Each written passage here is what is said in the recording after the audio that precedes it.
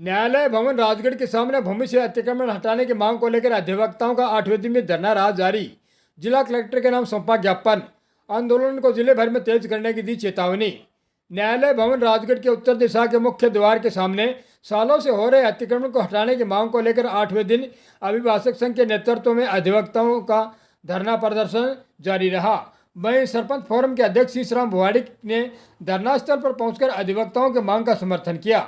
इसके अलावा private bus operator समिति ने भी अधिवक्ताओं की मांग को अपना समर्थन दिया है। वहीं मांग के समर्थन में अधिवक्ताओं ने प्रशासन के खिलाफ जमकर नारेबाजी की तथा कहा कि समय रहते प्रशासन ने कार्रवाई नहीं की तो आंदोलन को जिले भर में अधिवक्ताओं के समर्थन के साथ तेज करने का निर्णय लिया जाएगा। इस अवसर पर अधिवक्ताओं ने रोष जताते हुए कहा कि सरकारी भूमि से अतिक्रमण को हटाने की मांग को लेकर कार्य का बहिष्कार कर मांग के समर्थन में 8 दिनों से धरने पर बैठे हैं, जिसके कारण न्यायालय की कार्यवाही भी प्रभावित हो रही है। फिर भी प्रशासन की ओर से कोई कार्यवाही नहीं होना न्याय संगत नहीं है। अधिवक्ताओं ने कहा कि ऐसी स्थिति में आंदोलन को तेज करने के अलावा दूसरा और कोई विकल्प नहीं है, जिसकी जिम्मेदारी प्रशासन की होगी।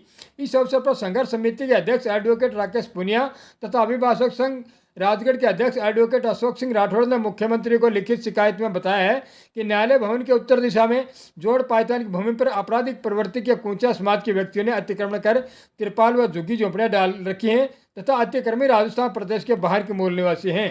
शिकायत में बताया गया कि अतिक्रमी भूमाफिया गिरोह से मिलकर फर्जी पहचान व दस्तावेज तैयार करवा लिए हैं तथा सभी व्यक्ति हाल ही में अतिक्रमी हैं।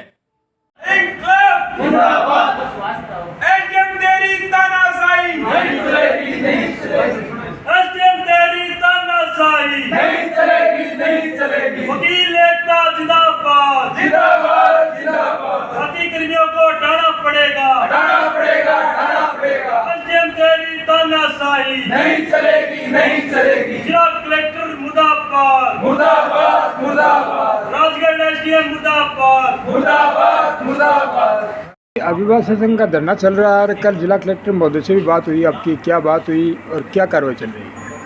कल हमारा ये एक प्रतिनिधि मंडल है वो चूरू जाके आए हैं, जिसमें डीजे साहब से भी मुलाकात की गई है, कलेक्टर महोदय से भी मुलाकात की और एसपी महोदय से भी मुलाकात की गई। उन लोगों ने परिस्थितियों को देखते हुए और ये आश्वस्त किया है कि अभी जल्दी इसका निराकरण है, इस समस्या का हम कर देंगे।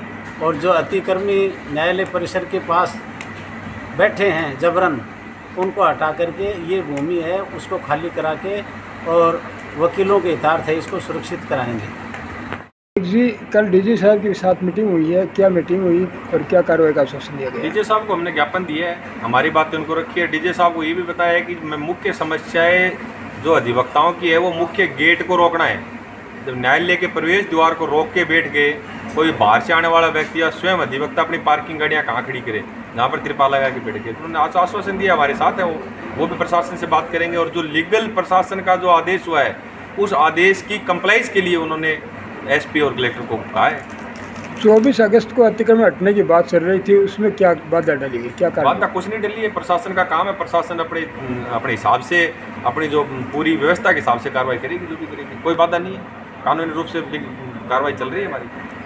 चलिए, अभिभाषक संघ का धरना चल रहा है, क्या मांग है और क्या कार्रवाई चल रही है?